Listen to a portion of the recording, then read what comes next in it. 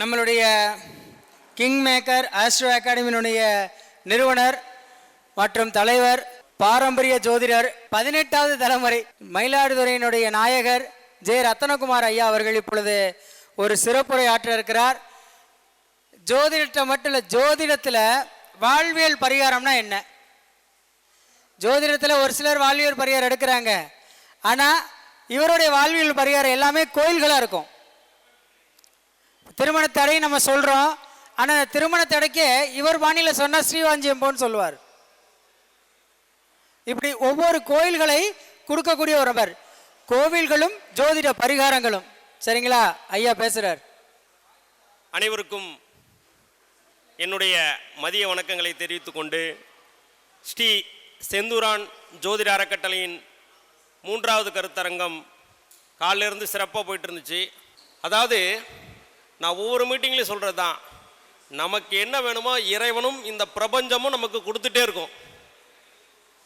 நான் காலையில் பேசலான்னு பார்த்தேன், கரெக்டாக ரோகிணி நட்சத்திரம் வந்துருச்சு. நான் ரோகிணி நட்சத்திரம். இப்போ பாருங்கள், ரிஷபராசி, நான் சுக்கிர ஹோர போயிட்டுருக்கு. அப்போ கிரகங்கள் நம்மளை இயக்குதா, கிரகத்தை நாம் இயக்குறோமான்னா நல்ல நிலையில் ஜாதகம் இருக்கும்போது தானாக நடக்கும், நல்லா இல்லாதப்போ நாம் ஆக்டிவேட் பண்ணிக்கணும். அதுதான் பரிகாரம். சரிதானே? அப்போ நாம் இன்றைக்கி என்ன பேச போகிறோம் அப்படின்னா, கோவில்கள் அப்படின்னு சொன்னார். கோவில்கள் நம்ம சொல்லலாம். இப்போ ஃபாரின் கிளைண்ட்டுக்கு எல்லாருக்குமே நம்ம கோவில் சொல்ல முடியாது. இப்போ வந்து ஒரு துபாயிலேருந்து ஒரு கிளைண்ட்டு ஃபோன் பண்ணுறாங்க, இல்லை ஒரு அமெரிக்காவில் உள்ள கிளைண்ட்டுக்கு ஃபோன் பண்ணுறாங்க அப்படின்னா அவங்களுக்கு நம்ம எல்லாமே கோவில்கள் சொல்ல முடியாது, வாழ்வியல் பரிகாரங்களாக நம்ம சொல்ல முடியும். அப்போ இன்றைக்கி இருக்கக்கூடிய விஷயத்தில் தொழிலில் இருக்கக்கூடிய தடைகள் அப்படின்னு பார்க்கும்பொழுது, தொழில் ரீதியாக யாராக இருக்கல என்ன தடை, முதல்ல யாராக இருக்கு என்ன மாதிரி தொழில் அப்படின்னா, ஜாதகத்தில் 10ஆம் பாவம் அப்படிதான் தொழிலை குறிக்கக்கூடிய பாவம். காலபுருஷனுக்கு 10 அப்படிங்கிறது என்ன வீடு? மகர வீடு. யாருக்கெல்லாம் 10ஆம் அதிபதி 5ஆம் இடத்தோடு தொடர்பில் இருக்கோ அவங்கெல்லாம்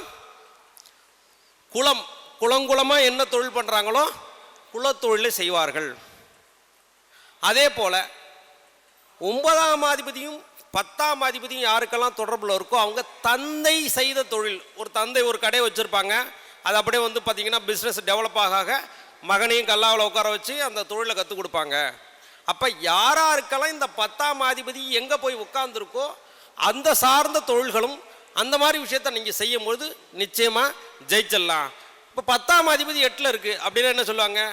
காலைல தங்கமாட்டியன் ஐயா சொன்ன மாதிரி எல்லாத்துலேயும் ப்ளஸ்ஸும் இருக்குது, எல்லாத்துலேயும் மைனஸும் இருக்குது. அப்போ 10ஆம் அதிபதி 8ல் இருந்தால் நீ தொழிலை தொடங்கக்கூடாது, நஷ்டம் அப்படின்னு இல்லை. இம்போர்ட் எக்ஸ்போர்ட் பிஸ்னஸ் பண்ணலாம், ஏற்றுமதி இறக்குமதி பிஸ்னஸ் இவங்க பண்ணும்போது மிகப்பெரிய அளவில் அவங்களுக்கு வெற்றியை கொடுக்கும். 10ஆம் அதிபதி 12ஆம் இடத்தோடு தொடர்பு இருக்கும்போது பார்த்தீங்கன்னா, நீங்கள் ட்ராவல்ஸ் எல்லாம் பார்த்துருக்கீங்களா? ஏர் டிக்கெட் பண்ணுறது, ட்ராவல்ஸ் பிஸ்னஸ் பண்ணக்கூடியவங்களுக்கெல்லாம் 10ஆம் அதிபதி 12ஆம் அதிபதியோட தொடர்பில் இருக்கும். அதே போல் யாராருக்கெல்லாம் அதாவது 10ஆம் அதிபதி 2ஆம் இடத்தோட தொடர்பில் இருக்குன்னா, எங்களை மாதிரி அஸ்ட்ராலஜர்ஸ் ஜோதிடத்தோட வாக்கால் ஜீவனம் செய்யக்கூடியவர்கள், டீச்சர்ஸ், ஒரு விஷயத்தை லெசனை போதிக்கக்கூடியவர்கள், போதகர்கள். அதே மாதிரி பார்த்திங்கன்னா ஒரு விஷயத்தை கம்யூனிகேட் பண்ணக்கூடியவங்க, ஒரு விஷயத்தை வந்து ஒருத்தவங்க டீச் பண்ணக்கூடியவங்களுக்கெல்லாம் 2ஆம் இடம் வாக்குஸ்தானம், 10ஆம் இடம் ஜீவனஸ்தானம். 2 10ல் இருக்கவங்களுக்கு தான் மேக்சிமம் டீச்சர் தொழிலாக இருக்கும், சொல்லிக் கொடுக்கக்கூடிய ஆசான்களாக இருப்பார்கள். சரிதானே? அதே போல் யாரெல்லாம் சின்ன ஆட்டோஸ் எல்லாம் ஓட்டுறாங்க இல்லையா, இப்போ வந்து ஒரு 4 ஆட்டோ வச்சுருக்கேங்க அப்படின்னா, ஆட்டோ எத்தனை கிலோமீட்டர் போகும்? 20 கிலோமீட்டர் 30 கிலோமீட்டர் ஒரு சின்ன பயணத்துக்கு போகக்கூடியவங்களாம் 10ஆம் அதிபதியோட 3ஆம் அதிபதி தொடர்பு இருந்ததுன்னா சிறு பயணத்துக்கு பயன்படக்கூடிய அந்த கால் டாக்ஸி, அந்த மாதிரி பார்த்தீங்கன்னா ஷேர் ஆட்டோஸ், இந்த மாதிரிலாம் வச்சுருக்கக்கூடிய ஒரு ஓனராக இருக்கக்கூடிய அமைப்பை ஏற்படுத்தி கொடுக்கும். உங்கள் ஜாதகத்தில் 10ஆம் அதிபதி எங்கே இருக்காரோ நீங்கள் அவங்க பேரில் பிஸ்னஸ் பண்ணலாம். இப்போ 10ஆம் அதிபதி 7ஆம் அதிபதியோட தொடர்பில் இருந்து அது பாவகிரகங்கள் இல்லாமல் நல்ல ஸ்தானத்தில் இருக்கும்போது அவர்கள் கூட்டு தொழில் செய்யும்பொழுது மிகப்பெரிய அளவில் வெற்றியை கொடுக்கும். மனைவி பேரில் தொழில் செய்யலாம். 7ஆம் இடம் தான் மனைவி, 7ஆம் இடம் தான். இப்போ இந்த 1000 விஷயம் கல்யாண மண்டபம் இருக்குது அப்படின்னா 7ஆம் இடம் தான் கல்யாண மண்டபம். அப்போ 10ஆம் அதிபதி 7ஆம் இடத்துல இருந்தால் மண்டபம், கான்ஃபரன்ஸ் கால் அப்படிங்கக்கூடிய விஷயங்களை அவங்க கட்டி வாடகைக்கு விடலாம். அப்போ ஒரு பாவாதிபதி அந்த எந்த பாவத்தில் இருக்கோ அதுக்கான தொழில்களை நீங்கள் செய்யும்பொழுது மிகப்பெரிய வெற்றியை கொடுக்கும். இதில் தடைகள் தாமதங்கள் அப்படின்னு இருக்குன்னு வச்சுங்களேன். இப்போ இதே ஒரு இடத்துல வந்து சூரியனோட ராகு இருக்காரு, சூரியனோட கேது இருக்கு, தொழில் நல்லா தான் போயிட்டு இருந்தது, நல்ல திசாபுத்தி காலங்களில் நல்லா போயிட்டு இருந்தது, கோச்சாரத்தில் சரியில்லை, இல்லை திசாபுத்தி காலங்கள் மாறும்பொழுது தொழிலில் தடை ஏற்படுது அப்படின்னா, இப்போ சூரியன் சனி, சூரியன் ராகு அப்படின்னா அவங்க ப்ராப்பராக சர்பத்தோடு இருக்கக்கூடிய அம்பாள் வழிபாடு செய்கிறது சிறப்பு. சர்பத்தோட தலை மட்டும் இருக்கக்கூடியது, அதாவது சமயபுரத்தில் பார்த்தீங்கன்னா கீழே இருக்கக்கூடிய அம்பாள் பேர் ரேணுகா தேவி. அப்போ இந்த மாதிரி அம்பாள் வழிபாடு அவங்களுக்கு மிகப்பெரிய அளவில் வெற்றியை கொடுக்கும். சூரியனுடன் கேது இந்த மாதிரி அமைப்பு இருக்கிறவங்க விநாயகர் வழிபாடு செய்கிறது ரொம்ப சிறப்பான பலன்களை கொடுக்கும். அதே போல் சனிக்கேது இணைவு இருக்கு இல்லையா, இப்போ இந்த நான் 10ஆம் அதிபதி ஒவ்வொரு இடத்துல இருந்தால் எங்கெங்கே என்ன நடக்குமோ இது தடையாக இருக்கிற மாதிரி இருக்குன்னா அதுக்கான பரிகாரங்கள் என்ன அப்படின்னா, சனிக்கேது இணைவு யாருக்கெல்லாம் இருக்கோ, அப்போ சனி அப்படின்னா கருப்பு, கேதுன்னா முடி, சனிக்கேது இணைவு உள்ளவங்க இப்போ இந்த தொழில் ஸ்தானத்தில் தடை இருக்கவங்க கரடி பொம்மை வாங்கி உங்களோட தொழில் ஸ்தானத்தில் வைக்கும்பொழுது அந்த தடைகள் பரிபூர்ணமாக நீங்கிடும். அதே போல் சனினா மண், கேதுனா பிள்ளையார், அப்போ சனிக்கேது இணைவுக்கு பிள்ளையார் வழிபாடு, மண்ணில் செய்த பிள்ளையார் வழிபாடு உங்களுக்கு தொழிலில் இருக்கக்கூடிய தடைகளை பரிபூர்ணமாக நீக்கி கொடுத்துரும். அதே போல் யாருக்கெல்லாம் தொழில் ஓடல, எனக்கு வேலை கிடைக்கல, இந்த மாதிரி பிரச்சனை இருக்கவங்கலாம் உங்கள் 2 வீலர்லையோ 4 வீலர்லையோ காரோட டயரை சேஞ்ச் பண்ணி பாருங்கள். யாருக்கெல்லாம் பட்டன் தேஞ்சா மாதிரி வழவழன்னு டயர் இருக்கோ அவங்க தொழிலும் தொய்வாக தான் இருக்கும். என்ன சொல்லுவாங்க, இப்போ நீங்கள் ஒரு மெக்கானிக்கிட்ட போய் கேட்கும்போது என்ன, ஐயா ஒரு 5000 கிலோ ஒரு 50,000 கிலோமீட்டர் ஓடிடுச்சு, என்னென்ன இந்த டயர் ஓடுமா, ஓடுங்க, இன்னும் ஒரு 1000 கிலோமீட்டர் ஓடுங்க. அப்போ ஃபுல்லாக பட்டன்லாம் போட்டு புது டயரை மாற்றிட்டோம், என்ன சொல்லுவாங்க, இது இன்னும் ஒரு 3 வருஷத்துக்கு கை வைக்க வேண்டாம், இல்லை இத்தனை 1000 கிலோமீட்டர் வரைக்கும் இதை ஒன்றும் பண்ண வேண்டாம், வண்டி ஓடும் அப்படிங்கிற மாதிரி உங்களுடைய 2 வீலரோ 4 வீலருக்கோ நீங்கள் தொழிலில் ஏற்படக்கூடிய தடைகளுக்கு நீங்கள் டயரை மாற்றி பாருங்கள். உங்களுக்கு நிச்சயமாக எவ்வளோ இறுக்கமாக இருக்கக்கூடிய சூழ்நிலை கூட தொழில் ரன் ஆக ஆரம்பிச்சிடும். இப்போ ஜாதகத்தில் இப்போ வந்து பார்த்தீங்கன்னா யோக திசைகள் நடக்குது. இப்போ ராகு திசையே நடக்குது. அவர் ராகு வந்து நல்ல இடத்துல இருக்கார், மேஷம் ரிஷபம் கடகம் கன்னி மகரத்தில் ராகு இருந்து திசை நடத்துகிறாரு. இவருக்கு கோச்சாரத்தில் 7.5 சனி போயிட்டு இருக்குன்னா, ராகு நல்லவராக இருந்தாலும் 7.5 சனி தடைகளை கொடுக்கும். அப்போ அந்த சனியோட தாக்கத்தை குறைக்கணும் அப்படின்னா எப்போவுமே சனி தர்மம் பண்ணும்போது மிகப்பெரிய அளவில் உங்களுக்கு உதவி செய்வார். அன்னதான கூடங்களுக்கோ ஸ்கூலுக்கோ நீங்கள் கருணக்கிழங்கு இருக்கு இல்லையா, கருணக்கிழங்கு வாங்கி நீங்கள் தானமாக கொடுக்க இந்த சனியால் ஏற்படக்கூடிய தோஷங்கள் பரிபூர்ணமாக நீங்கிடும். சரிதானே? அப்போ இந்த மாதிரி விஷயங்களை நீங்கள் டே டு டே லைஃப்பில் நீங்கள் அப்ளை பண்ண உங்கள் ஜாதகத்தில் மிகப்பெரிய யோகம் வரும். இப்போ 10ஆம் அதிபதி சூரியனோட தொடர்பு இருக்கு. சூரியன் வந்து உங்க ஜாதகத்தை நல்லவராக இருந்தால் நீங்கள் வாட்ச் கட்டி பாருங்க, சூரியன் தான் காலத்தை குறிக்கக்கூடியது. அப்ப சூரியன் நல்ல நிலையில் இருக்கும்போது வாட்சை நீங்க கட்டிங்க, சூரியன் நல்ல நிலையில் இல்லாத போது வாட்சை தானமாக கொடுங்க. என்னையா சரிதானே? அதே போல உங்கள் ஜாதகத்தில் சுக்கிரன் நல்ல நிலையில் இந்த தொழில் பாவத்தோடு தொடர்பில் இருக்கும்போது நீங்க நல்ல ட்ரெஸ் போடுறது, நல்ல பெர்ஃப்யூம் அடிச்சுக்கிறது, நல்ல நீட்டாக அயன் பண்ணி ட்ரெஸ் போடுறது, இல்லை சுக்கிரன் கெட்டு போயிருக்குன்னா நீங்கள் ஆடை வாங்கி தானமாக கொடுங்க. ஆட்டோமேட்டிக்காக இந்த தடைகள் நீங்கிடும். செவ்வாய் உங்கள் ஜாதகத்தில் செவ்வாய் நல்ல நிலையில் இருக்கும்பொழுது, சரிதானே, நீங்கள் செவ்வாயை நல்ல நிலையில் வச்சுக்கும் போது பேட்ரி செல் இருக்கு இல்லையா, கடிகாரத்துக்கு போடுறது, இந்த பார்த்தீங்கன்னா மைக்கில் கூட இருக்குது பார்த்தீங்கன்னா, இந்த பேட்ரி செல்லை உங்க எப்போவுமே பேக்கெட்டில் வச்சுக்கலாம். செவ்வாய் நல்லா இல்லாத பட்சத்தில் பல் சார்ந்த பிரச்சனை உள்ளவங்களுக்கு ஹெல்ப் பண்ணுறது, கோவில்களுக்கு செங்கல் வாங்கி தானமாக கொடுக்கறது, இதெல்லாம் பார்த்தீங்கன்னா இந்த செவ்வாயால் ஏதாவது ஒரு வகையில் தோஷமாக இருக்குது அப்படின்னா அது உங்களுக்கு பரிகாரமாக அமையும். இந்த புதன் உங்கள் ஜாதகத்தில் இந்த 10ஆம் அதிபதியோட தொடர்பு கண்டு இந்த திசாபத்திலேயோ கோச்சாரத்தில் ஏதோ ஒரு வகையில் உங்களுக்கு புதனால் பிரச்சனை இருக்குது அப்படின்னு வச்சுக்கிட்டிங்கன்னா நீங்கள் நோட்டு புத்தகம் வாங்கி தானமாக கொடுக்கலாம். திருநங்கைகளுக்கு வஸ்திர தானம் கொடுக்கலாம். இதை நீங்கள் கொடுக்கும்போது புதன் அப்படின்னா இளமைன்னு அர்த்தம். அப்போ இளமையாக இருக்கிறதுக்கு எல்லாருமே ஹேர் டை பண்ணுவாங்களா, ஹேர் டை வாங்கி தானமாக கொடுக்கலாம். இதெல்லாம் நீங்கள் பண்ணும்பொழுது உங்களுக்கு தொழிலில் ஏற்படக்கூடிய தடைகள் நிச்சயமாக ரிலீஃப் ஆகும். இப்போ தலைவலிக்குதுன்னா தலைவலி தைலம் போட்டால் ரிலீஃப் ஆகுதா இல்லையா, அதுக்கப்புறம் நம்ம பார்த்துக்கலாம் அது என்ன தலை தொடர்ந்து வருதா அப்படின்னு. திசாபத்தி கோச்சாரம் அந்தரம் எல்லாம் இன்ஸ்டன்ட் ரிலீஃப். இப்போ ஒரு ஹார்ட் அட்டாக் பேஷண்ட்டுக்கு ஃபஸ்ட் எய்ட் பண்ணுற மாதிரி இந்த பரிகாரங்கள் செஞ்சு பார்த்தீங்கன்னா நம்பிக்கையுடன் செய்யக்கூடிய பரிகாரங்கள் நிச்சயமாக வெற்றியை கொடுக்கும். என்னோடய ஃபேஸ்புக்கில் நீங்கள் பார்த்தீங்கன்னா என் கிளைண்ட்டுக்கெல்லாம் சிம்பிளான பரிகாரம் தான் கொடுத்துருக்கேன், எல்லாமே சக்ஸஸ் ஆகுது. காரணம் என்னென்னா எல்லாமே கிரகம் தான், பாவத்தை கிரகத்தோடு இணைச்சி அந்த கிரக காரகத்துவம் நாம் பயன்படுத்தக்கூடிய பொருட்களை நம்ம இருக்க மாதிரி பயன்படுத்தினா வெற்றியை கொடுக்க போகுது. சந்திரன் இந்த ஜாதகத்தில் 10ஆம் அதிபதியோட 6ஆம் அதிபதியோட தொடர்பு இருந்தால் கோகுல் சாண்டில் பவுடர் நீங்கள் யூஸ் பண்ணலாம், இல்லைன்னா அதை நீங்கள் தானமாக கொடுக்கலாம். இந்த மாதிரி சின்ன சின்ன விஷயத்தை நீங்கள் மாற்றம் செய்யும் பொழுது மிகப்பெரிய வெற்றியை கொடுக்கும். அது இல்லாமல் எனக்கு ஜாதகமே இல்லைங்க, ஆனால் நான் ஒரு தொழில் பண்ணிக்கிட்டு இருக்கேன், தொழிலில் பயங்கர பிரச்சனையாக இருக்குது, கடைக்கு வியாபாரிகள் வரமாட்டுறாங்க, இல்லை நாங்கள் ப்ரொடெக்ஷன் பண்ணக்கூடிய பொருள் போகலாம் அப்படின்னா 200 கிராம் இஞ்சி எடுத்து நல்லா மிக்சியில் போட்டு அடித்து 2 லிட்டர் தண்ணியை ஊற்றி அதை வடிகட்டி நீங்கள் தொழில் ஸ்தானம் இருக்கக்கூடிய இடத்துல தெளிச்சிட்டே வந்தீங்கன்னா நிச்சயமாக உங்கள் கடைக்கு வாடிக்கையாளர்கள் வருவாங்க. அதே போல் மயிலிறகு 7 மயிலிறகு எடுத்துங்க, அதை 3 4 பிரிச்சுருங்க. அப்போ 4 3 7, அப்போ உங்களுடைய கடையோ தொழில் ஸ்தானத்திலையோ தலைகீழாக தொங்க விட்டுருங்க உங்களுடைய என்ட்ரன்ஸ் வாசலில் உள்பகுதியில். இப்படி வச்சாலும் உங்கள் தொழிலில் இருக்கக்கூடிய தடைகள் பரிபூர்ணமாக நீங்கிடும். ஜோதிடம் உண்மையா, பரிகாரம் உண்மையா? இந்த பரிகாரம்லாம் பலிக்குமா? நிச்சயமாக பலிக்கும். காரணம், மறைந்த புரட்சி தலைவர் எம்ஜிஆர் அவர்கள் பிறந்த தேதி 11. 11னா 1 சந்திரன். நீங்கள் அவரோட யார் நிறைய ஹீரோயினாக பண்ணியிருக்கா அப்படின்னா சரோஜா தேவி தான் பண்ணியிருப்பாங்க. ஏன்னா சரோஜா தேவியோட டேட் ஆஃப் பர்த் 7 1ஆவது மாதம். அப்போ 2ஆம் தேதியில் உள்ளவங்களுக்கெல்லாம் 7ஆம் தேதி மிகப்பெரிய வெற்றியை கொடுக்கணும். அப்பயே அவர் நியூமராலஜி போட்டு இயக்கியிருக்காரு. அவரோட கார் நம்பரை பார்த்தீங்கன்னா 4777 கூட்டிங்கன்னா 25 25ன்னு வரும். 25னா 2 5 7. அப்போ ஒரு ஜாதகத்தை எந்த அளவுக்கு பக்காவாக இயக்கி இருந்தனால தான் இன்னைக்கு வரும் அவர் எல்லார் மனசுலையும். எம்ஜிஆரை பிடிக்காதவங்க யாராவது இருக்காங்களா? என்னையா என்னங்க, வாழ்ந்தாலும் பேர் சொல்ல வேண்டும், மறைந்தாலும் பேர் சொல்ல வேண்டும் அப்படின்னா அவர் பார்த்தீங்கன்னா அவர் அவ்வளோ டீப்பாக உள்ள போய், ஏன்னா 7 தான் கேது தான் கிறிஸ்டியானிட்டி கிரகம். நீங்கள் பாருங்கள், அவர் படத்தில் ஒவ்வொரு ஃபோட்டோவிலையாவது இயேசு கிறிஸ்து இருக்கிற மாதிரி ஃபோட்டோ இருக்கும், பார்த்துருக்கீங்களா? உண்மையிலேயா? ஒன்றே குலம் என்று பாடுவோம் அப்படிங்கிற பாட்டில் கூட பார்த்தீங்கன்னா காந்தி ஃபோட்டோ இயேசு ஃபோட்டோ இருக்கும்.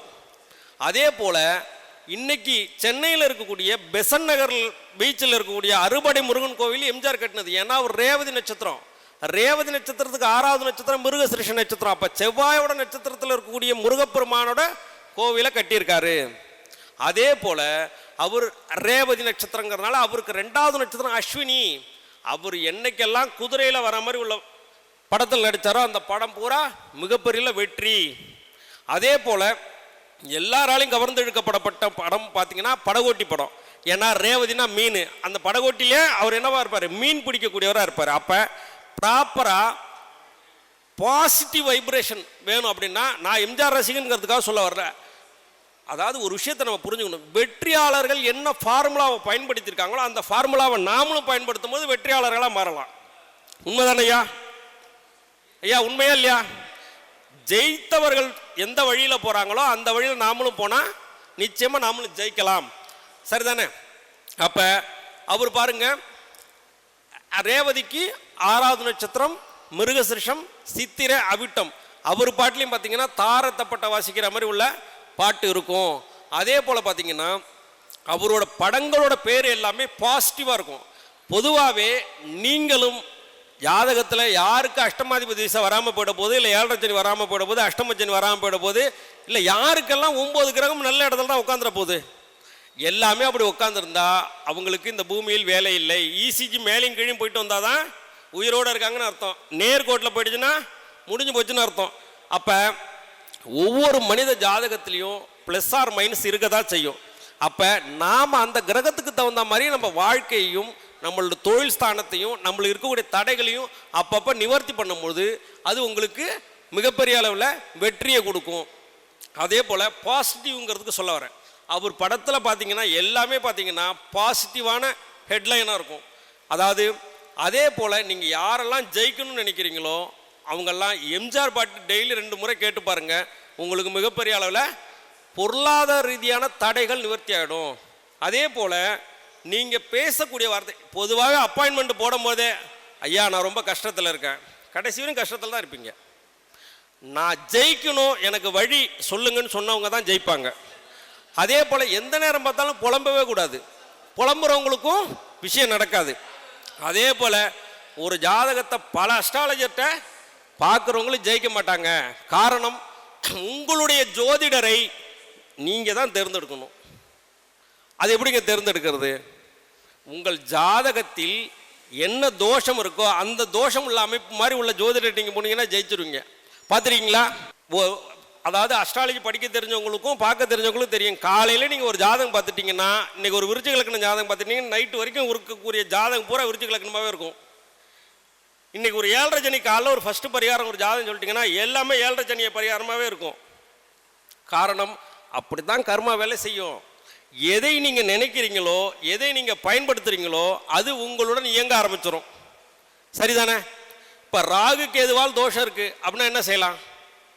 கேதுன்னா ஒன்றுமே இல்லை, பெல்ட்டு. நீங்கள் பெல்ட் வாங்கி தானமாக கொடுங்க, கேதுவால் ஏற்படக்கூடிய தோஷங்கள் பரிபூர்ணமாக நிவர்த்தி ஆக போகுது. உண்மையா இல்லையா? எல்லாருக்கும் புரோட்டா பிடிக்குமா பிடிக்காதா? கேது யாருக்கெல்லாம் தடையாக இருக்கோ அவங்கெல்லாம் ரோட்டோரத்தில் இருக்கக்கூடியவர்களுக்கு புரோட்டா வாங்கி தானமாக கொடுத்து பாருங்க, ஆட்டோமேட்டிக்காக கேதுவால் ஏற்படக்கூடிய தோஷங்கள் பரிபூர்ணமாக நிவர்த்தி ஆகிடும். சுருள் வடிவம் கேது தானே. இப்போ ரோட்டோரத்தில் எத்தனை பேர் தூங்குறாங்க, கொசு கடிக்குது, அவங்களுக்கெல்லாம் ஒரு கொசுவத்தி சுருள் வாங்கி தானமாக கொடுங்க. அதே போல் கேது தான் வலை. எத்தனை பேர் கொசுவில் இருக்காங்க, அப்போ யாருக்காவது ஒரு கொசுவலை வாங்கி தானமாக கொடுங்க. அப்போ நமக்கு எந்த கிரகம் இடையூறு செய்கிறதோ அதற்கான விஷயத்தை ஒன்றும் இல்லைங்க, இது எல்லாமே கிரகத்தை காம்பன்சேட் பண்ணுறது தான். இப்போ 7:30 சனி நடக்குதுன்னா நம்ம எப்படி சனி பகவானுக்கு பிரதி சொல்கிறோம், அதே போல் உங்களுக்கு எந்த கிரகம் இடையூறுகளை கொடுக்குதோ அந்த கிரகத்திற்கான பிரதியை நீங்கள் வாழ்வியல் பரிகாரமாக செய்யும்பொழுது எப்போவுமே கோவிலுக்கு போகிற பரிகாரம் எந்த அளவுக்கு வேலை செய்யுமோ அந்த அளவுக்கு நீங்கள் செய்யக்கூடிய வாழ்வியல் பரிகாரங்களும் நிச்சயமாக வேலை செய்யும். காரணம் என்னென்னா, கோவிலுக்கு போகிறது அப்படிங்கிறதெல்லாம் விட நீங்கள் பரிகாரம் முதல்ல எப்படி பண்ணுங்கிறத தெரிஞ்சுக்கணும். எல்லாரும் தீபம் போட்டால் அண்ணன் சொன்னார், அருமையாக சொன்னார், தீபம் போடணும், அருமையான விஷயம், தப்பு இல்லை. ஆனால் யார் தீபம் போடணும்? யாருக்கெல்லாம் இந்த பிரச்சனை சரிதானே, நெருப்பு ராசி வீட்டில் இருக்கோ அவங்கெல்லாம் தீபம் போட்டால் ஜெயிச்சிருவாங்க. யாருக்கெல்லாம் உங்களுக்கு இடையூறு பண்ணக்கூடிய கிரகங்கள் நீர் ராசியில் இருக்கோ அவங்க சாமிக்கு அபிஷேகம் பண்ணணும், அப்போதான் பரிகாரம் வேலை செய்யும். யாருக்கெல்லாம் உங்களுக்கு பிரச்சனையை தரக்கூடிய கிரகத்துக்கு பரிகாரம் பண்ண போறீங்களோ அதுவெல்லாம் காற்று வீட்டில் இருந்தால், காற்று அப்படின்னா என்ன அர்த்தம், அவங்க தான் இந்த சர்கசநாம அர்ச்சனை பண்ணுறது, அஷ்டோத்திரம் பண்ணுறது, கோவிலில் மந்திர ஒலிகள் ஒலிக்கிறதுக்கு மைக் செட் வாங்கி கொடுக்கறது, அதே போல் பார்த்தீங்கன்னா பென் டிரைவில் பாட்டி ஏற்றி கொடுக்கறது, இவங்கெல்லாம் இதெல்லாம் செஞ்சிங்கன்னா காற்றால் ஏற்படக்கூடிய, அதேமாதிரி காற்றில் என்ன பிறக்கும், புகை வாசனை திரவியங்கள் சாம்பிராணி வாங்கி தானமாக கொடுக்கறது, இதெல்லாம் காற்று வீட்டில் இருக்கக்கூடிய கிரகத்துக்கான பரிகாரமாக நீங்கள் செய்யணும். யாருக்கெல்லாம் இன்னைக்கு உங்களுக்கு பிரச்சனையை தரக்கூடிய கிரகம் நில வீட்டில் இருக்கோ அவங்கெல்லாம் அடிப்பிரதட்சணம் பண்ணி பாருங்க. ஏன்னா செருப்பு இல்லாமல் நிலத்தோட நிலமாக நடக்கக்கூடிய அடிப்பிரதட்சணம் பண்ணி பாருங்க, உங்களுக்கு அந்த பரிகாரம் வேலை செய்யும்.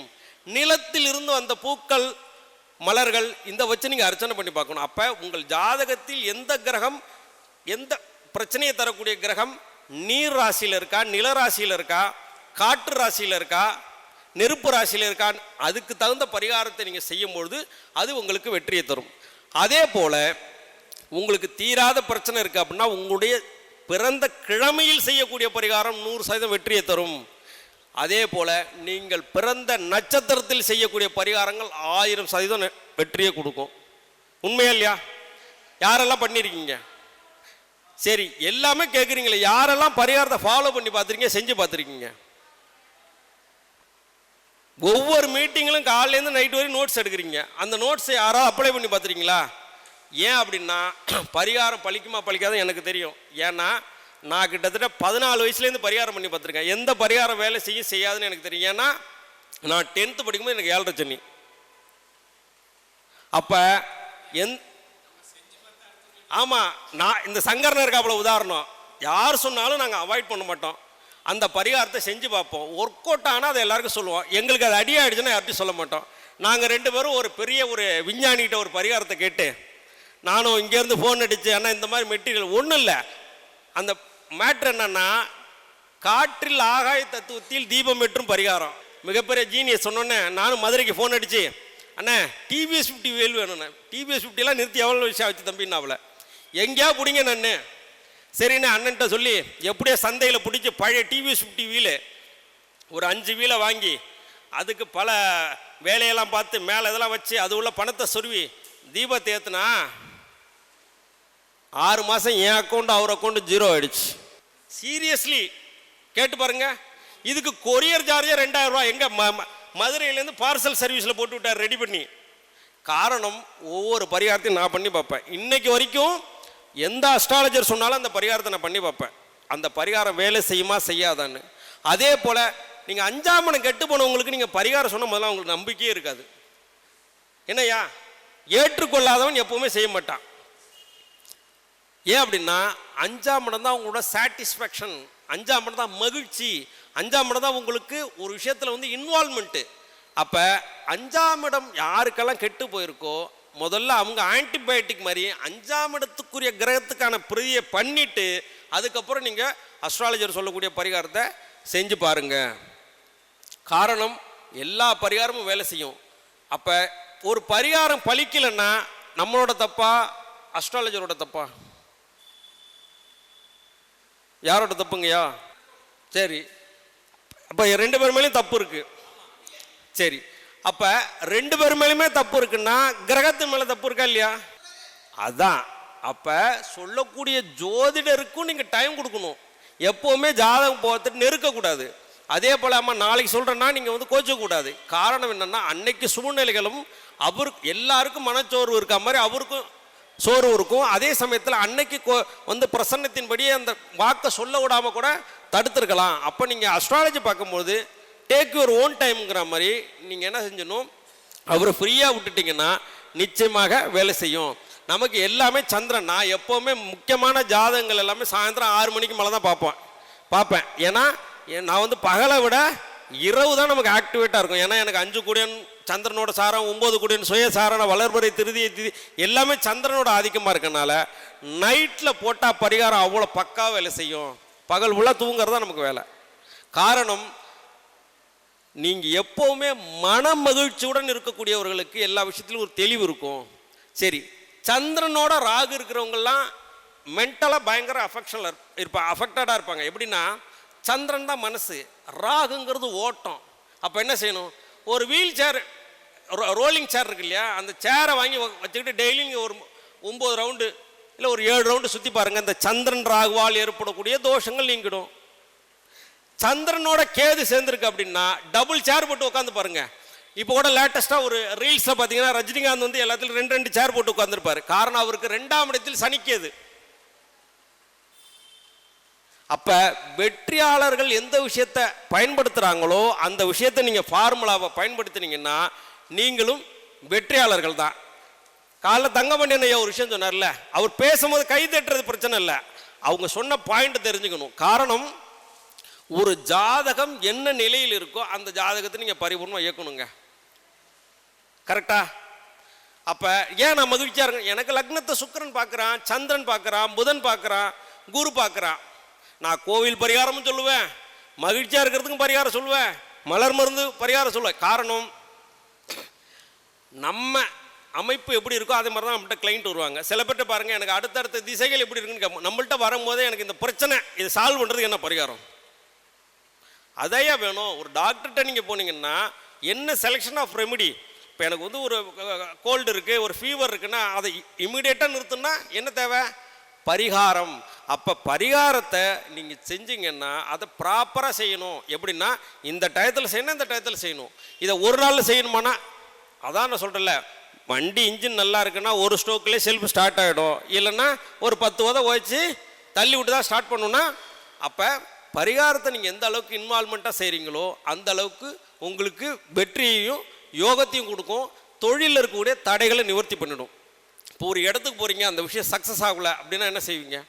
இப்போ ஒரு விஷயத்துக்கு போகிறீங்க, அந்த விஷயம் சக்ஸஸ் ஆகணும், அப்படின்னா என்ன பண்ணணும் அப்படின்னா, போகும்போது வாசலில் தலையை குனிஞ்சிட்டு வந்து வெளியே வந்துட்டு நிலத்தையும் ஆகாயத்தையும் நீங்கள் பார்த்துட்டு போங்க, அந்த விஷயம் சக்ஸஸ் ஆகிடும்.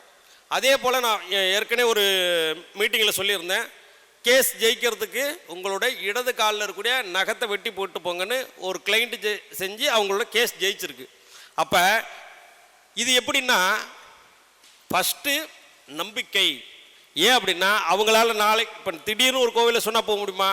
போக முடியாது. அப்படிங்கும்பொழுது ஒவ்வொரு விஷயத்தையும் நம்ம சொல்லும் போது அதை ப்ராப்பராக நீங்கள் ஃபாலோ பண்ணும்போது அது உங்களுக்கு வெற்றியை கொடுக்கும். காரணம், நம்ம ஜாதகத்தில் இருக்கக்கூடிய தடைகளெல்லாம் யார் அதை கரெக்டாக ஹேண்டில் பண்ணுறாங்களோ அவங்க ஜெயிச்சிருவாங்க. அப்போ ஒரு பாவத்தில் 2ஆம் பாவத்தில் ஒரு ஜாதகருக்கு இப்போ வருமானமே வரலன்னா 2ஆம் இடத்தில் முதல்ல என்ன கிரகம் இருக்குன்னு பாருங்கள்.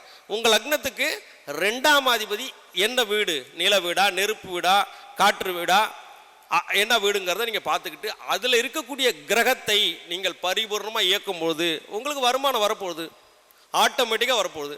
அப்போ எல்லா கிரகங்களும் யோகத்தையும் தருவதில்லை, எல்லா கிரகங்களும் அவயோகத்தையும் தரப்போறதில்லை. ஐயா, பாதகாதிபதி என்ன செஞ்சிட போறாரா சொல்லுங்க. உங்களுக்கு குழந்தைங்க இருக்காங்களா? இப்போ நல்லா புரிஞ்சுங்க. மிதுன லக்னம், உபயலக்னங்களுக்கு 7ஆம் அதிபதி பாதகாதிபதி 2. அப்போ 7 கூடையவன் ஜாதகத்தில் எங்கே இருக்கான்? 2ல் உச்சமாக இருக்கான். சரிதானே? நீங்கள் இது வரைக்கும் எத்தனை மீட்டிங் அட்டன் பண்ணியிருப்பீங்க? மீட்டிங் அட்டன் பண்ணிட்டு போனால் உங்களுக்கு உடம்பு சரியாக போயிடுதா? மீட்டிங் அட்டன் பண்ணிட்டு போனால் வீட்டுக்கு போனால் ஏதாவது ஹெல்த் இஷ்யூ வந்துடுதா? நல்லா தானே இருக்கீங்க. அப்போ எத்தனை குருமார்களை நீங்கள், அப்போ அது பாதகம் செய்தா? வேலை ஐயா, நான் சொல்லக்கூடிய பலன்களை வச்சு நீங்கள் சொல்லுங்கள், அது உங்களுக்கு பாதகாதியாக வேலை செய்தா இல்லையான்னு நான் சொல்கிறேன். உங்களுக்கு குழந்தைங்க இருக்காங்களா? எத்தனை பசங்க? ஆம்பளை பசங்களா? சரி. அப்போ பாதகாதிபதியாக இருந்தால் ஆண் குழந்தை பிறக்கக்கூடாது தானே? குழந்தைங்க உங்கள்கிட்ட அன்பாக இருக்காங்களா? இன்னைக்கு நீங்கள் என்ன கலர் சட்டை போட்டு வந்திருக்கீங்க? ஐயா, நான் விருச்சிக லக்னம். இதெல்லாம் மற்றவங்களை வந்து சந்தோஷப்பட சொல்ல நான் சொல்கிறேன். நான் விருச்சிக லக்னம். ஸ்திரலக்னங்களுக்கு எத்தனாம் இடம் பாதகாதிபதி? ஐயா, ஸ்திரலக்னத்துக்கு எத்தனாம் அதிபதி பாதகாதி? சரி. அப்போ விருச்சிக லக்னத்துக்கு 9ஆம் பாவம் எதுங்கய்யா? விருச்சிக லக்னத்துக்கு 9ஆம் இடம் எந்த இடம்? பாவத்தில். கடகத்தில் என்ன கிரகம்? கடகம் யாரோட வீடு? என்ன வீடுங்க? சந்திரன். எனக்கு பாதகாதிபதி சந்திரனா? நான் பயணப்பட்டுக்கிட்டே இருந்தால் தான் எனக்கு தொழில் நல்லா இருக்கும். 9ஆம் இடங்கிறது பயணமா? பயணமா இல்லையா? 9ஆம் இடங்கிறது யாத்திரையா, கோவிலுக்கு போகிறதா? அப்போ அது எனக்கு பாதகாதிபதியாக செயல்படுறாரா, பாக்கியாதிபதியாக செயல்படுறாரா? அதே போல் உங்களுக்கு குரு பாதகாதிபதியாக செயல்படவில்லை, 2ஆம் இடத்தில் உச்சமாக இருக்கார். நீங்கள் எத்தனை அஸ்ட்ராலஜி மீட்டிங் நடத்துறீங்க, எத்தனை இது வாட்ச் பண்ணுறீங்க, உங்களுக்கும் கிரக நிலைகள்லாம் சொல்ல தெரியல, ஜாதகம் பார்த்தா சொல்லுவீங்கல்ல. அப்போ வாக்குஸ்தானத்தில் குரு தானே இருக்காரு. அப்போ என்னைக்காவது குரு கெடுப்பாரா? கெடுக்க மாட்டாரியா? காரணம், பாதகாதிபதி முழு பாதகத்தையும் செய்யறதில்ல. எல்லாம் சரிதானே? எத்தனை குரு திசை யோகம், குரு திசை வந்தால் ஓஹோன்னு இருப்பாங்கன்னு சொல்கிறாங்கல்ல. எத்தனை குரு திசை வாழ்க்கை நகராமல் இருக்க ஜாதகத்தை நான் பார்த்துருக்கேன். சுக்கிர திசை வந்துருச்சு, எல்லாருக்குமே ஜாதகம் தெரியாதவங்க கூட என்ன சொல்லுவாங்க, உனக்கு என்னையா சுக்கிர திசைம்பாங்க. சுக்கிர திசையில் எத்தனை பேர் நடுரோட்டுக்கு வந்திருக்காங்க. கேது திசை கொடுக்காதுன்னு சொல்லுவாங்கல்ல. கேது திசை என்னையா செய்யும் ஐயா? கேது திசை எப்பவுமே அவரை சொன்ன மாதிரி உங்கள் கிரகம் எந்த பாவத்தில் இருக்கோ அந்த பாவத்துக்கு தகுந்த மாதிரி எடுத்து செய்யும். சரிதானே? இப்போ 42 வயசுல தங்கமணி ஐயா வந்தால் கேது திசையில் தான் அவர் ஜெயிச்சாரு. அப்போ எந்த கிரகமுமே கெட்டதையும் செஞ்சிடறதில்ல, ஃபுல்லாக எல்லாத்தையும் நல்லதும் செஞ்சிடறதில்ல. அப்போ நீங்கள் அதை எப்படி ஆக்டிவேட் பண்ணுறீங்களோ அந்த விஷயத்தில் தான் இருக்கு. கேதுன்னு அர்த்தம் சுருக்குதல், தன்னை ஒடுக்கிக்கிறது. கரெக்டு தானே? அப்போ இப்போ லக்னாதிபதி ஒரு ஜாதகத்தில் 8ஆம் இடத்துல இருந்தால் அவங்களால ஒரு சின்ன அவமானத்தை கூட பொறுத்துக்க முடியாது. அதே போல் 8ஆம் அதிபதி லக்னத்தில் இருந்தால் அவங்கள நீங்கள் காரி துப்புனா கூட அவங்களுக்கு கோவம் வராது. உண்மையா இல்லையா? அப்போ என்ன அர்த்தம்? அப்போ டெய்லி யாரையாவது திட்ட சொல்கிறதா? இல்லை. இதுக்கு நம்ம வாழ்வியல் பரிகாரமாக என்ன செய்ய சொல்லுவோம்? லக்னாதிபதி 8க்கு போயிட்டாலும் 8ஆம் அதிபதி லக்னத்துக்கு வந்துட்டாலும் உங்கள் வீட்டு டாய்லெட்டை நீங்களே கழுவுங்க. ஐயா 8ஆம் இடங்கிறது கழிவறைங்க. நம்ம ஒன்றும் பப்ளிக் பாத்ரூமை கழுவ போகிறதில்ல, நம்ம வீட்டில் உள்ளவங்க பயன்படுத்தக்கூடிய டாய்லெட்டை நீங்கள் கழுவ போகிறீங்க. அப்போ உங்களுடைய பாதங்கள் அனைத்தும் இங்கே போயிடுது. அதே போல் ஒரு ப்ரொஃபஸருக்கு ஜாதகம் பார்த்தேன். அவர் ஜாதகத்தில் 6ஆம் அதிபதி 8க்கு போயிருக்காரு. அவரை போய் நான் வந்து காலேஜில் இருக்கக்கூடிய டாய்லெட்டை கழுவுங்கன்னு சொல்ல முடியுமா? அப்போ காலதேச வர்த்தமானம் சுருதி யுக்தி அனுபவம்னு சொல்லுவீங்க இல்லையா? அப்படிங்கிற பட்சத்தில் 6ஆம் அதிபதி 8ல் இருக்கனால நீங்கள் கிளாஸ் ரூம் போகிறதுக்கு முன்னாடி ரெஸ்ட் ரூம் போயிட்டு கை காலை கழிட்டு உள்ளே போங்கன்னு சொன்னேன். அன்னையிலேருந்து அவருக்கு இருக்கக்கூடிய ஒர்க் ப்ரெஷரே போயிடுச்சு. ஐயா சொல்கிறது புரியுதா இல்லையா? அப்போ ஒரு பாவாதிபதி எந்த பாவத்தில் இருக்கிறாரோ அந்த பாவத்தை நீங்கள் காம்ப்ரமைஸ் பண்ணிட்டீங்கன்னா ஆட்டோமேட்டிக்காக நடக்க போகுது. எல்லாருக்கும் திருமண தடை இருக்குது. இப்போ நம்ம தொழில் பாவத்தை பற்றி பேசணும். இந்த ஜாதகத்தில் அந்த 10ஆம் அதிபதி எங்கெல்லாம் போய் உட்காந்துருக்கோ அந்த இடத்து சார்ந்த விஷயங்கள் நீங்கள் பயன்படுத்திக்கலாம். அப்போ 10ஆம் அதிபதி 7ஆம் இடத்துல இருக்குது. அவருக்கு நான் வந்து இந்த மாதிரி வாழ்வியல் பரிகாரம் வேண்டாம், எனக்கு கோவில் வழிபாடு தான் பண்ணுங்கன்னா, திருமண மண்டபம் வாசலில் பார்த்தீங்கன்னா பிள்ளையார் கோவில் இருக்கும். அந்த பிள்ளையாருக்கு நீங்கள் விளக்கு போட்டிங்கன்னா 10ஆம் அதிபதி 7ஆம் இடத்துல இருக்கவங்களுக்கு உங்களுக்கு தொழிலில் மிகப்பெரிய வெற்றியை கொடுக்கும். அப்படிங்கிற பட்சத்தில் உங்கள் ஜாதகத்தை நீங்கள் பரிபூர்ணமாக ப்ராப்பராக தெரிஞ்சு எதை ஆக்டிவேட் பண்ணணும், எந்த காரகத்துவத்தை பயங்கரமாக தூக்கணும், எந்த காரகத்துவத்தை மிதமாக வச்சுக்கணும் அப்படிங்கிறத நீங்கள் பயன்படுத்தி வெற்றி பெறுமாறு கேட்டுக்கொள்கிறேன். நன்றி, வணக்கம். என் பேர் ரத்னகுமார், மயிலாடுதுறை. என்னோடய ஃபோன் நம்பர் 7358838173. நமது பாரம்பரிய ஜோதிடர் ரத்னகுமார் ஐயா அவர்கள் வந்து பார்த்திங்கன்னா வாழ்வியல் பரிகாரம் அப்படின்ற விஷயத்தில் ரொம்ப அருமையான விஷயங்களை கொடுத்துருந்தார். பரிகாரம் எப்படியும் பண்ணலாம் அப்படின்றதுக்கு ஒரு உதாரணம் வந்து ரத்னகுமார் ஐயா தான். எதையுமே எளிமையாக அந்த ஸ்பாட்டில் மருந்து கொடுக்கறது. டாக்டர் 4 மாத்திரை கொடுத்து சாப்பிடுன்னு சொன்னால் ரத்னகுமார் 5ஆவது ஒரு மாத்திரை கொடுப்பார். நம்பிக்கைன்ற ஒரு மாத்திரையை கொடுத்து அவங்களை குணப்படுத்திடுவார். அதுதான் ஜோதிடம். நம்ம என்ன தான் எங்கே தான் போனாலும் ஜோதிடத்தை பொறுத்த வரைக்கும் நம்பிக்கைன்ற ஒரு மாத்திரை இருந்தால் மட்டும்தான் அந்த பரிகாரம் பலிக்கும். அந்த நம்பிக்கை இல்லை அப்படின்னா அந்த பரிகாரம் பலிக்காது. ஐயா கேட்டார், பரிகாரம் சொன்ன ஜோசியரா இல்லைன்னா பரிகாரம் செய்த வாடிக்கையாளரான்னு. இங்கே 2 பேருமே வெற்றி அடைய முடியாது. நம்பிக்கையாக எந்த பரிகாரத்தை பண்ணுறீங்களோ அந்த வாடிக்கையாளர் வெற்றி அடையலாம். உண்மையாக எந்த பரிகாரத்தை ஒரு ஜோதிடர் சொல்கிறாரோ அது ஜோதிடர் வெற்றி பெறலாம். அதில் உண்மைத்தன்மை இருக்கணும், நம்பிக்கை இருக்கணும், அவ்வளோதான். இல்லைன்னா ஜெயிக்க முடியாது. பரிகாரங்களை எளிமையாக பண்ணுறது முக்கியம் இல்லை, அந்த பரிகாரத்தை உண்மையாக உள்ளன்போடு இறைவனை நம் துதிக்கும் பொழுது இறைவன் நமக்கான வரத்தை கண்டிப்பாக கொடுப்பார். அதில் எந்த விதமான மாற்று கருத்தே கிடையாது. அப்போது எளிமையான முறையில் பரிகாரங்கள் கொடுக்க மயிலாடுதுறை ரத்னகுமார் ஐயாவில் மட்டும்தான் முடியும். ரொம்ப அழகாக சொன்னீங்க. எப்போவுமே ஜோதிடர்கள் நம்பிக்கையான ஒரு விஷயத்தை கொடுக்குறாங்க அப்படின்னா நீங்களும் அதில் முதல்ல நம்பி அதை செய்யணும். 2 மனதோடு பரிகாரம் செய்தால் அது பலிக்காது. ஒற்றை மனதோட அப்படியே இதுதான் அப்படின்னு ஒரு முடிவோடு எடுத்து செஞ்சிங்கன்னா கண்டிப்பாக சக்ஸஸ் ஆகும். இல்லைன்னா ஆகாது. பரிகாரம் சொன்னோடனே ஆமாம் இவன் சொல்லிட்டான், இவன் சொல்லி நடக்கவா போகுது, எல்லாரும் ஜோசியத்தையும் பார்த்துட்டான் நடக்கவா போகுது, அப்படி யார் நினச்சிட்டு பரிகாரம் பண்ணுறீங்களோ அது நடக்காது. ஐயா முள்ளு மேலே நடனாலும் நட, கல் மேலே நடனாலும் நட.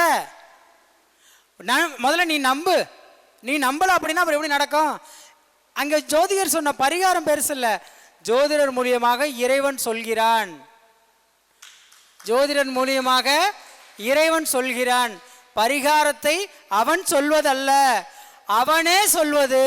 அப்போ பரிகாரத்தை இப்படித்தான் பண்ணணும்னு நம்ம ரோட்ல போயிட்டு இருப்போம். வயதான ஒரு முதியவர் வராரு, அவர் கேதுவா சனியா? 2மே தானே. அவர் சனிக்கேது தானே. கையை நீட்டுறாரு. அப்போ நம்ம கொடுக்கல அப்படின்னா அந்த இடத்துல என்ன நடக்கும்? அப்போ உன் கர்மா இன்னும் அதிகமாகிட்டு இருக்குன்னு அர்த்தம். நீ கொடுத்துட்ட அப்படின்னா உன் கர்மா குறைய போகுதுன்னு அர்த்தம். பாதிய வாங்கிட்டு போயிடுவார். அப்போ ஒரு பரிகாரம்ன்றது இதுதான். போகும் வழியில ஒரு திருநங்கை கைத்தட்டி காசு கேட்குது அப்படின்னா எடுத்து கொடுத்துரு, இல்லைன்னு சொல்லாத. யார் ஒருவன் இழக்கிறானோ அவனுக்கே அது பன்மடங்காக திரும்பி வரும். இழப்பதை உண்மையாக இழக்கணும். ஃபஸ்ட்டு கஷ்டப்படு, அடுத்து நஷ்டப்படு, அதுக்கப்புறம் இஷ்டப்பட்ட மாதிரி வாழு. இதுதான் ஜோதிடம். இதை தான் தாந்திரிகமும் சொல்லுது. ரொம்ப அருமையாக பேசின ஐயா ரத்னகுமார் அவர்களுக்கு நம்மளுடைய செயலாளர் திருவாதிரை நட்சத்திரம் சங்கர் அவர்கள் பொன்னாடை போட்டி கௌரவப்படுத்துகிறார்.